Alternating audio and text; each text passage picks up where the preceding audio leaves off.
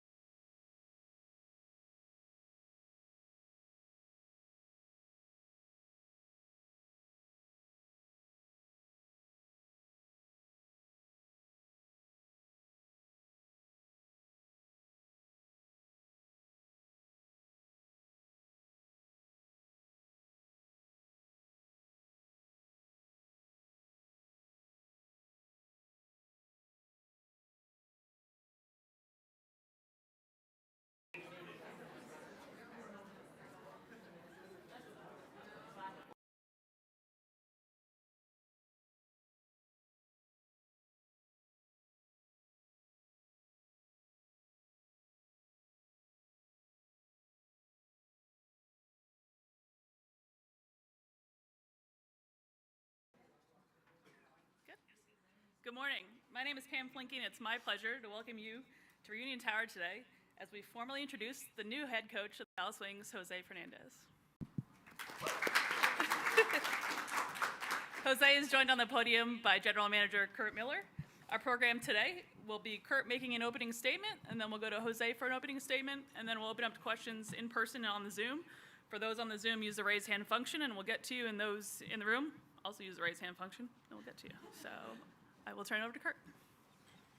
Thank you, Pam. Welcome.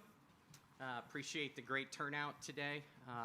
But I would like to start first and send our thoughts and prayers to the Dallas Cowboys and the tragedy that has unfolded, and our thoughts are with them and the entire organization today. We're excited to be here. It's an exciting day for the Wings to formally introduce Jose. Before we get into the details of our search and introduce Jose, I want to take the time to thank many people. First, most importantly, Bill Cameron and our CEO and managing partner, Greg Bibb, for their continued leadership and support, and very much the vision of where we're headed with the Dallas Wings. I want to thank my co-workers in the GM bucket with Travis Charles and Jasmine Thomas. Appreciate all the work that went behind the scenes and support throughout this process. I want to thank our players that were able to get back in market for today. Appreciate the effort to get back. It's great to see you guys. I know how hard you're working and grinding already this offseason for an exciting 26 season, so appreciate that you are here. Also want to thank all the members of our staff. Appreciate the great turnout, appreciate all the work that goes on behind the scenes, the collaboration between business operations and basketball operations is unique with me working for 3 different franchises in my time over a decade in the WNBA.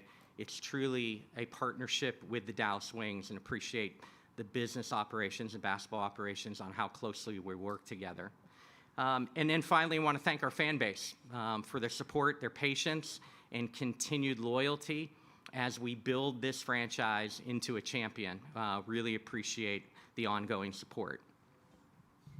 So let's get to the most important part, why we're here today.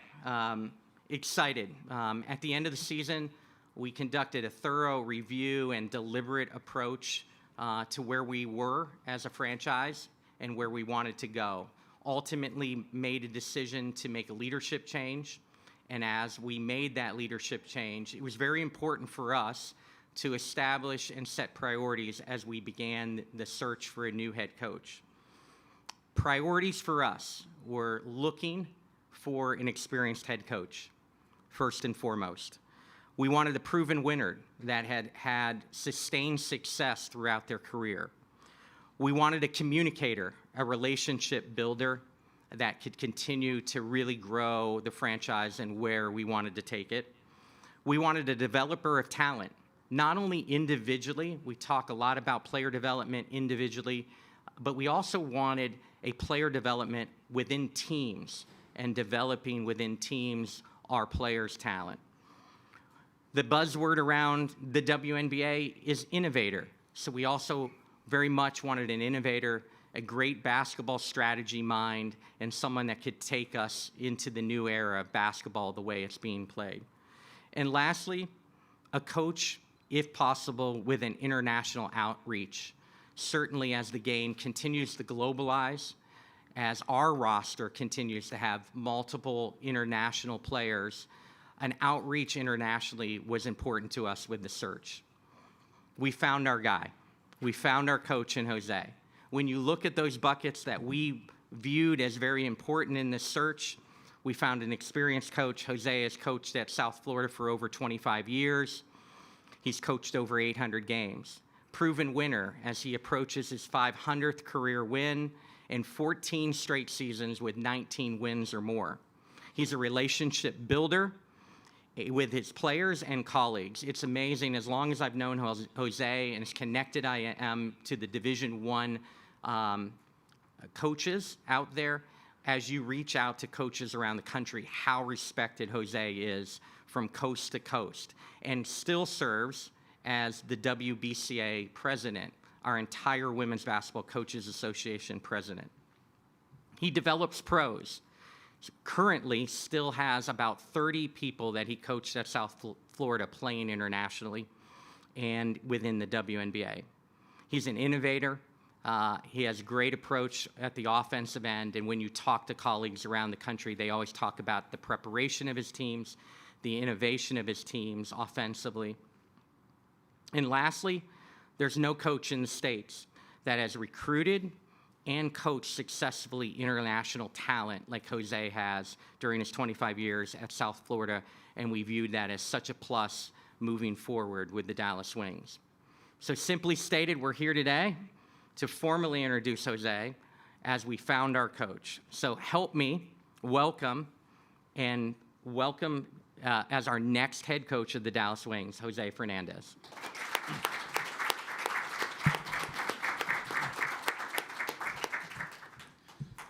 Thank you, Kurt.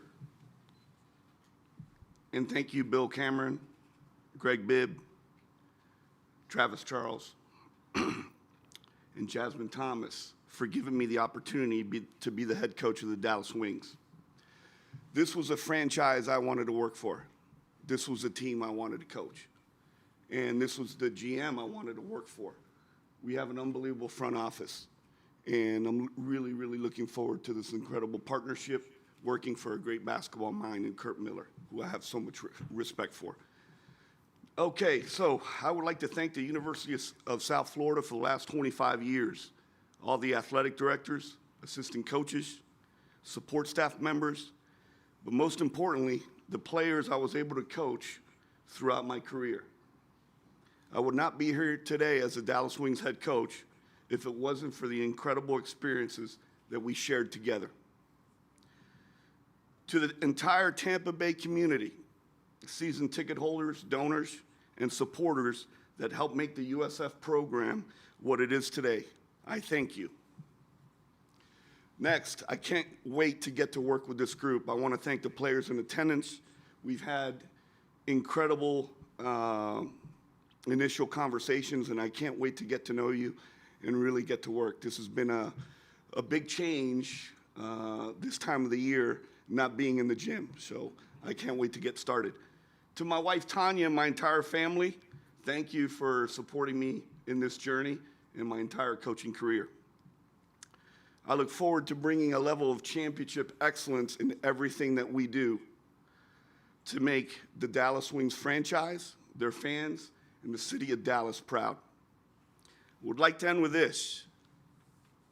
Para todos los hispanos que tienen un sueño, sí se puede.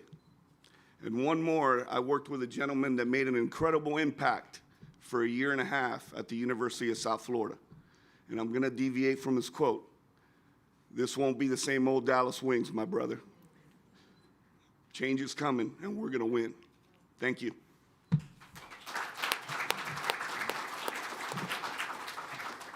We'll now open up to questions. Anyone in person, just raise your hand. We'll get the mic over to you. Otherwise, on the Zoom, raise hands function.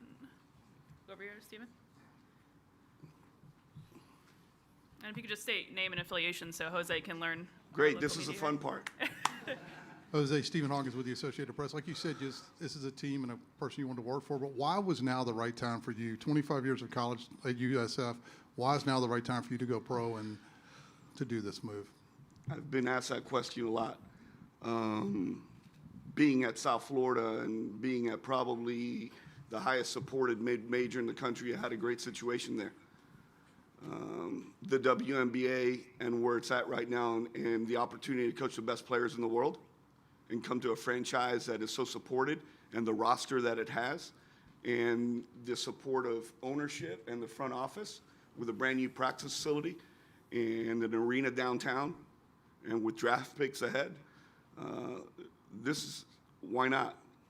I came here for one reason, and the reason was I had a great situation at South Florida. I could have retired there, stayed there for the rest of my coaching career. I came here to win because I believe in ownership, I believe in the franchise, and I believe in the front office and the partnership that we're going to have to be successful here. Go to Grant.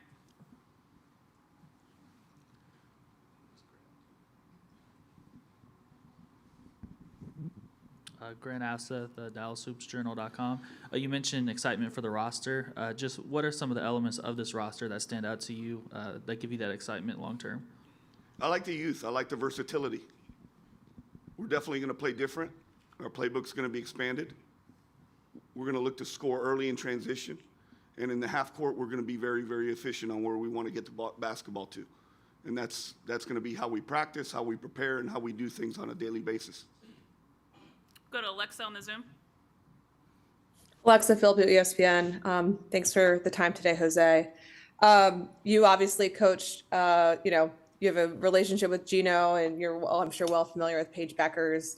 From your conversations with Gino over the years, from any conversations you've had with Paige, what excites you most about the opportunity to coach her as she enters, her second year in the W after a tremendous rookie season? Well, Paige is special, Rookie of the Year, and one of the faces of the league. I like her with the ball in her hands and with the ball not in her hands. And everybody knows it's not a secret that Gino and I have known each other for a very, very long time. And he's one of the most respected coaches in the entire country, and his success speaks for itself. But he was very plain and simple when he talked to me about Paige. And Kurt and I will be headed to New York for league meetings, and then I'll be headed up to Stores to watch them practice, shoot around, and play Ohio State. Great players want to be coached. She wants to be coached and held accountable. And I think the things that we're going to do in the half court and in the open floor are going to suit her. So I'm really excited to get to work with her, because there's a shot that Gino said, if there's a shot you want her to make, she'll make it. If there's something you're going to run for, she's going to run it. So I think it's very important, not only developing a relationship with her, but everybody on the roster, on where they feel comfortable on the floor and what they like, what they don't like. But the great thing is now I have the next 4 or 5 months to do that. And again, anyone in person, just raise your hand. We'll get the mic over to you. We go to, all right. Mason Garcia, podium finish. As you begin your tenure with the Wings, what are your immediate priorities, and then how do those tie into your vision for long-term success? Immediate priorities are getting to know everybody on the roster. That's the most important. Building relationships. It doesn't matter how we can practice really hard, we can prepare, scouting reports can be on point, player development can be great, but if this team's not connected, right, and we don't have great respect for one another and accountability, right, there's a lot of great teams in there, but when the locker room's not good and there's not great connection with the staff, and the staff doesn't have a great voice and a together voice, and the players and the coaches are not on the same page, you're not going to be successful. So that's my biggest thing right now, leading up to March to training camp, is getting to know each and every one of them personally. Go to Drake. Drake Keeler, the 9. Coach Kurt mentioned your international experience, connections. Just how do you feel that'll be an advantage for the team? I think at South Florida, we've always done more with less, and we had to be creative. We've had 7, 8 WNBA draft picks. Not one of them were a top 100 recruit coming out of high school or international-wise. So I think that was because of what we did player development-wise and putting players in the right positions offensively and defensively, that they had an opportunity to get drafted. And now, like Kurt mentioned, how many players are still playing there overseas because of the system that we played, and it was an easy adjustment from the collegiate level to the professional level. Go to Jackie Powell on Zoom. Hi, Jackie Powell with the 9 basketball. I've got a question for each, if that's okay. I'll start with Kurt. We've seen a lot of fluctuation in coaching in the WNBA in the past few years. Back in 2020, there was a rule that was implemented to try to develop the coaching pipeline by adding an additional assistant as long as a former player was on staff. Just generally, with that in mind, I'm curious what you think needs to be the next step in the WNBA when it comes to growing the pipeline of coaches, so people that are committed to this league can grow and be rewarded for that commitment. Thanks, Jackie. And I'm going to take the time to, I think I'd be remiss not to give credit to last year's staff on all that did go right. In a season where our win-loss record wasn't where we wanted it to be, what this group navigated in terms of adversity with the amount of injuries, the amount of hardship players that came in and out, the amount of games that were played last year is a true credit of how they stayed together in the locker room. That's a credit to the former coaching staff. That's a credit to our players of really sticking together through all the adversity last year. And I want to take the opportunity to really mention that because there were so many positive things that came out. And that adversity that this group went through last year will absolutely accelerate where we're going in the future. And that can never be taken. Chris and his staff's footprint will be felt for multiple years to come within this organization. In terms of, Jackie, answering your question in terms of the staff, obviously, one of the things for that's growing in our league is the second row. We see the 3 assistants on the front row with head coaches now that are gaining invaluable experience. But like the NBA, the second row of coaches is growing more and more in the WNBA, and I think that's going to only add to opportunities for young coaches, especially coaches that are coming from their playing days, that they can get their feet wet and an opportunity to work their way from the second row to the first row, and then ultimately be in these opportunities to not only interview but land future head coaching jobs in this league. Obviously, it's really, really important that former players continue to be put in that pipeline to have their opportunities in the WNBA. I appreciate that. And Jose, for you, since you're new to the WNBA, I'm just curious how vital building a staff with coaches who, really know this league is going to be for you moving forward. Without a doubt. I think first and foremost, when you're putting a staff together, you're looking at how are they going to be able to connect with other staff members, with players, player development, X and O strategies on both ends of the floor. So my plan for this staff is, of course, there has to be a big weight on professional experience on the staff, whether it be NBA, WNBA, EuroLeague.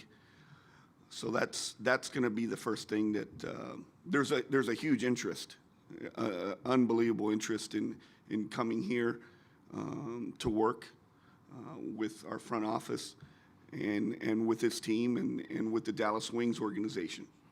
A lot of people were scared about this job. I wasn't scared. There's a lot of pressure that comes with this job. But pressure is a privilege. That means something's expected of you. I thrive on pressure. I thrive on chaos. Our players will see that because you have to be calm under pressure and calm under chaos. So I will be tackling the staff situation here, really taking a deep dive in the next week. I'm going to meet with the former staff tomorrow. It's only fair to talk to each and every one of them about the past experience and what do they envision going forward. But that is going to be the first priority here in the next month, putting an elite staff together to have the same voice, to connect, to be able to player develop, and to represent this organization in an unbelievable fashion. Thank you. Noah Bullard, NBC5 Dallas and Telemundo. Bienvenidos a Dallas. Gracias. Tú si puedas, so you open it up with that. Cómo no. If you can answer this both in English and Spanish. Oh boy. Just How do you want me to start? English or Spanish? let's go English and then go Spanish. Okay. Just if you could talk about, there's a lot of Latinos here in town. Just talk about the impact with yourself and just being able to impact the city with, Latinos and just kind of reach out to them? And I have a follow-up question on that as well. Well, growing up in the city of Miami and living there the majority of my life, I moved from Miami to Tampa, and as you know, we have a lot of Hispanic head coaches coaching at the NCAA Division I level, and I have a lot of people to thank for that. We have an organization, the Latino Association of Basketball Coaches. I serve on the advisory board of that as well, along with the WBCA presidency. But the Latino culture, especially in the state of Florida, as you know, is just like here in Dallas. So by me becoming the head coach of the Dallas Wings can motivate, and also people can realize that it can be done. So hopefully it'll create more opportunities for Latinos and Hispanic Americans. And then en español. Como dije, bueno, la oportunidad aquí de ser ahora el entrenador de un equipo como los Dallas Wings y profesional en WNBA es una oportunidad más alta aquí en los Estados Unidos. Y como dije, si tienes un sueño, sí se puede en cualquier cosa que quieres hacer. And can you just speak on Dallas itself? I mean, hungry for basketball in this town, the market. What do you know about it? What do you hope to do in this town to, I mean, attendance was up last year, but I mean, it's growing. Can you speak on attendance has been great last 2 years, selling all the season ticket holders. When this group has gone on the road, second in attendance and road attendance. I believe everything that this organization stands for. When I met Greg last December, the 3 pillars: winning championships, making sure you invest in the community, and generating revenue. And I still remember that. I didn't write them down, but those 3 things stuck with me when we spoke the first time. I'm familiar with Dallas because we played our conference tournament in Dickies Arena, and we've played SMU, TCU, and UT Arlington. But my family and I look forward to living here March all the way through middle of November, right? Because that's a plan. That's a plan. I don't plan on going back to Dallas after middle of November. Let's go to Rob on the Zoom. Thanks. Rob Tianx from the Podium Finish. Coach, bienvenidos a Dallas. The Wings have a mix of established and young talents. Some of them in the room right now. I know Maddie's there, JJ and Diamond are there, and of course, Paige Beckers. How do you plan to maximize each of their strengths and potential to help the team succeed long-term, given your very innovative approach and your dynamics for player development? Can you repeat the end of? Yeah, I'll repeat my question. Yeah. How do you plan to maximize each of your players' strengths and potential to help this team succeed long-term with your innovative approach and your relationship building dynamic? Again, it's getting in the gym, right, and spending time with them with player development and workouts leading up to training camp. But and once we get into training camp, looking at what our roster has, make no mistake, if you've seen us play at the University of South Florida in the system, it's a pro style, and it has a lot of Euro influence in the amount of things that we do offensively with different actions, with screening, with player movement, with ball movement. I think the most important thing is what we're going to do. Our best players are going to get the basketball, and we're going to play with great pace. We're going to play with great spacing. But it's making sure you put the entire 5 on the floor in comfort, where they're comfortable, and they believe in what we're running.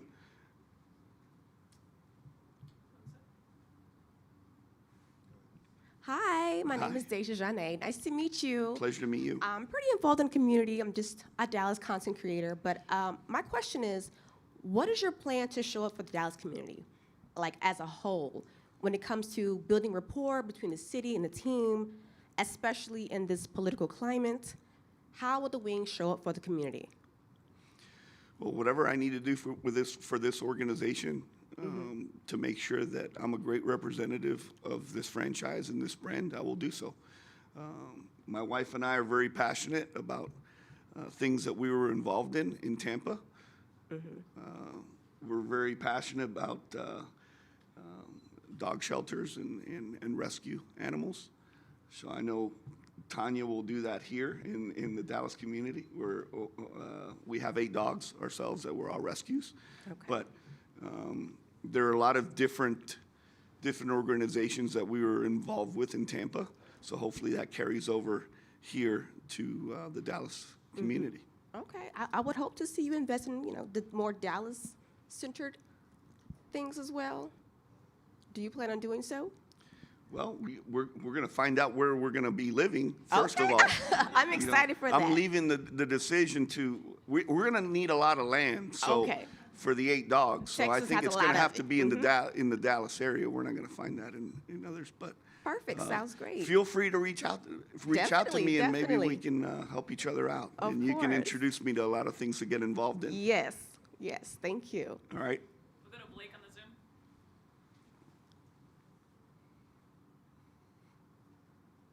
Hi, Coach. This is Blake Spadao from Blaze Take and W Swish. What core values will define your coaching philosophy with the Wings, and how do you plan to establish a new culture in your first season within the team? Well, 3 things. Accountability every day in everything that we do. Coaching staff, players, how we talk to one another, how we practice, how we prepare. Next, trust. Trusting the coaching staff, trusting each other. And third, truth. Our players are always going to know what I'm thinking, what their role is. So think about those 3 words: accountability, trust, and truth. Go to Brad on the Zoom. Yeah, hi, Coach. How are you? Brad from WS Asian. Can you speak of the lessons from your long tenure at USF and how they will guide you in establishing stability here? Well, I had a lot of stability at South Florida, being at a place for 25 years. So we had a lot of success there. I think we did an unbelievable job recruiting the right people and having the right people in our program. And when you're successful, you have incredible culture. So when you bring in newcomers, we're now in the transfer portal era, or freshmen coming in, your veterans, right? They control the locker room, and they really talk about, this is how we do things here. And that's what we want to establish here with the Dallas Wings. An incredible culture, a level of championship excellence in everything that we do. Josh, you can get the mic over here. We'll go to DJ on the Zoom, and then we'll go to mine in person. Coach, congratulations. Can you hear me? Yep, you're good. I wanted to know 2 questions. When you walk into this, obviously, Kurt Miller talked about wanting a winner, developer of talent, and you've gone from high school gyms in Miami, Barry University, the NCAA, now the WNBA. When you walk into this Dallas Wings job or position, what's one lesson that you feel, one coaching lesson that you feel that still holds true no matter what the level? And I'll ask my second question after. Well, the one lesson is having great relationships and honesty with your players, right? That's the biggest thing. The relationship building, the trust that you have with your players, and the players believing in what you do every single day in practice, coming out of a timeout, the game planning. Okay, and then my second question is, what's the first cultural foundation you want to set inside of the Wings locker room this year? The first one, well, I think it's going to start when we get together and how we practice, right? In the pros and even college, multiple efforts are so important. How you react to when you make a mistake or the next best action that you're going to make. I think the expectations on how we prepare and how we practice are going to be crucial. It's going to be a lot different. It's going to be a lot different. But we got to be different to get to the playoffs. And we got to be different to get to the playoffs, because you can't win a championship without getting to the playoffs. And that's what we're going to do. Thank you, Coach. Hi, Coach. It's Maya Taylor with the Dallas Morning News. You had mentioned the transfer portal. I was just wondering, how have some of the changes in the NCAA helped you prepare for taking on the pros? Well, it's funny, we were on a phone call a couple days ago, still trying to figure out how many days the transfer portal needs with Division I football changing their transfer portal window and what's going to be the right days. And I think men's and women's basketball are probably going to land on 15 days. Now, is it going to be after the Sweet 16? Is it going to be after the Elite Eight? Is it going to be after the Final Four game? And then if there's a coaching change, adding probably 5 days to that. But most players know at the end of the year whether they're going to go in the portal or not. So I think the least amount of time where it doesn't become a bidding war, and because Division I athletics, it's totally changed. It's professional athletics now. Not only with the shared revenue number, but the money that you can make outside of NIL opportunities. Go to Alexa on the Zoom. Kurt, I wanted to ask this question for you. With Jose now, on staff and the hires that he's gonna come up with, how does that change or adjust any about your approach for free agency moving forward with his system that he wants to implement? I know there's so much uncertainty in general when we think about the 2026 season and roster, but how do you want to meld, the philosophies, the system that he's bringing in with, your approach heading into next season? Yeah, I think, Alexa, there's obviously a collaboration between the front office, the three of us GMs, and Jose. A lot of communications leading up to free agency on style of play, type of players. We have had a lot of those conversations during the interview process and the vetting process. Obviously, we both have a big belief in culture and that you still win in the locker room before you win on the court. And so we're committed to doing it with the right people. And one of the things that Jose walks into is a really strong culture of togetherness in that locker room. And again, that's a credit to our players, coaching staff. There is that.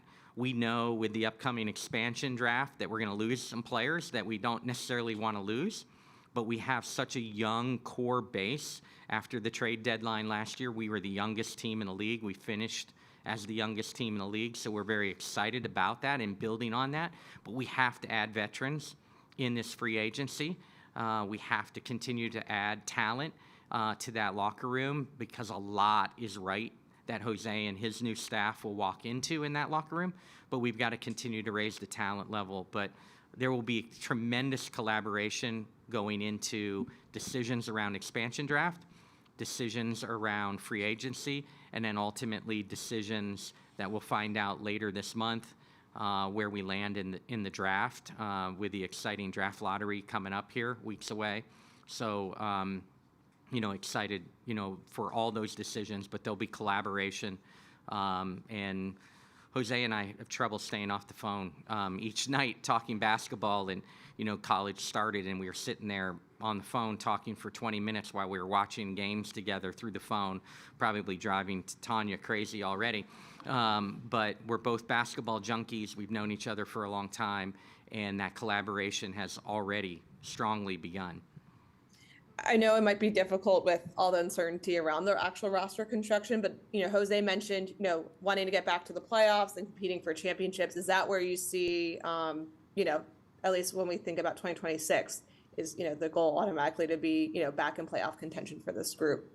Yeah, and it was last year, despite our youth and ultimately the decisions that I had to make when the injuries started to mount.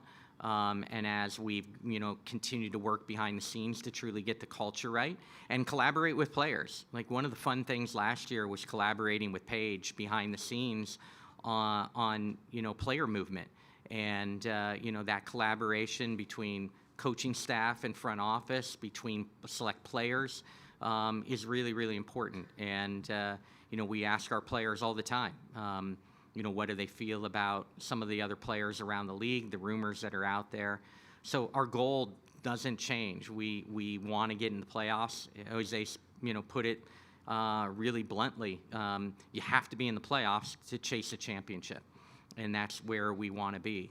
And I also, want to elaborate. This job wasn't for everyone. I was very, very honest and transparent with our candidates and our candidate pool that this job is a tough job. The scrutiny that comes The expectation that comes right now with the Dallas job is extremely high. And that scared people. And what I loved about it, it did not scare. In fact, it motivated Jose in our conversations. And you can look at the schedule he put together for the South Florida team this year. #1 strength of schedule in the nation. #1.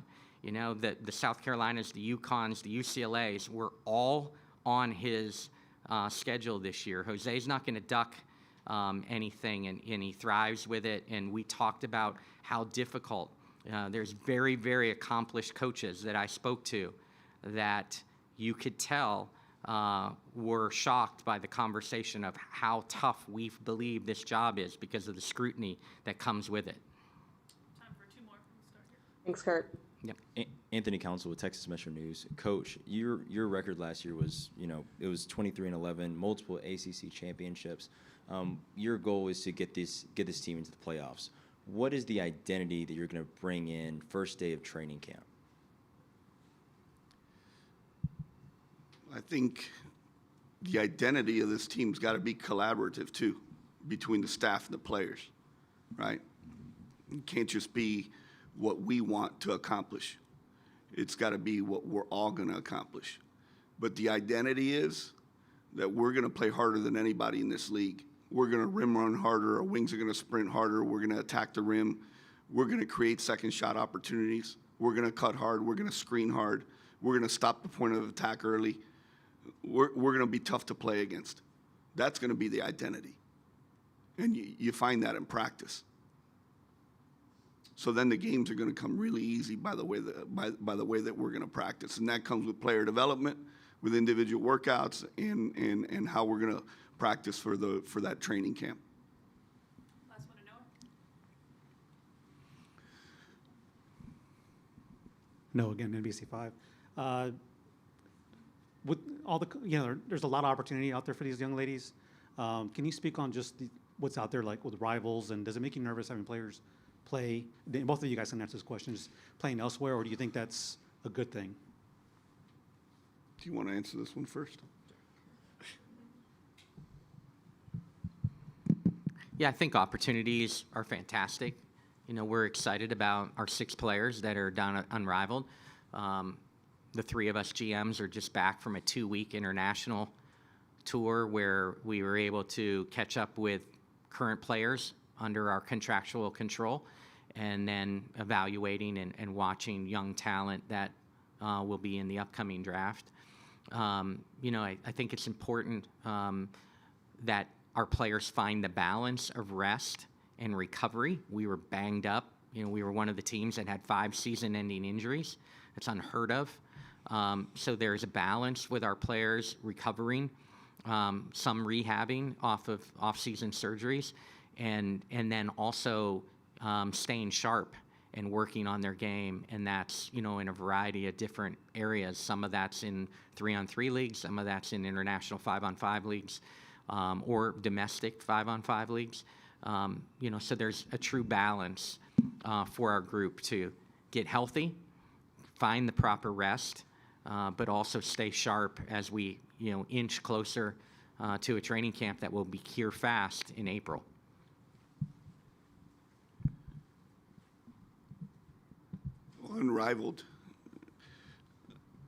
Unrivaled, you have to be in unbelievable shape, conditioning-wise, because it's nonstop. It's full court. There's not breaks in the game, and you have to be a really good on-ball defender in containing the dribble and keeping the ball in front of you. And next, it creates so many pick-and-roll situations, which I think will make players better. That will translate to the W. And when you're playing overseas, you're only playing 1 game a week, right? Maybe 2, so the rest of the days you're really taking care of your body and doing more player development than anything else. So it's great that there's so many opportunities for our players in the off season, and there's going to be another league coming as well, as it was announced a while back. But what you want is, again, what Kurt said, that they're fresh when they're coming into training camp, because we're going to have a really long year. But it's great to have those opportunities and those experiences. Jose and Kurt, thank you. We're going to hold for a little bit and do some photo ops. So I'm going to pull start with Kurt and Jose, and then we'll bring some other people up. Thank you all again for coming. Go Wings.